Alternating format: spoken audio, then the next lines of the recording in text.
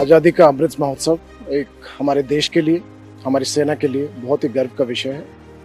और ये पूरे साल हम उन शहीदों को, जिन्होंने हमारे देश को आज़ादी दिलाई, साथ ही सैकड़ों कुर्बानियाँ इस देश की मिट्टी के लिए जिन शहीदों ने दी है, हम सब उनको नमन करते हैं। रही गलवान की बात, वहाँ पे हमारे जो देश के जवान शहीद हुए, उन्होंने भारतीय सेना के सबसे बड़े कर्तव्य निष्ठा और कर्तव्य परायणता का परिचय दिया और हमें उस पर बहुत बहुत गर्व है।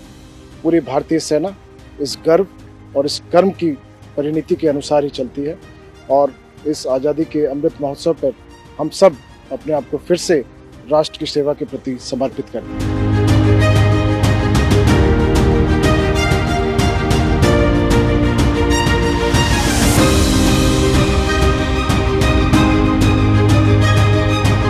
एनसीसी कैडेट्स हमारे देश का भविष्य है और बहुत खुशी की बात है कि राष्ट्र की निर्माण की जो गतिविधियां हैं, उनमें वो बहुत छोटे समय से निकल के हमारे साथ शामिल हो रहे हैं।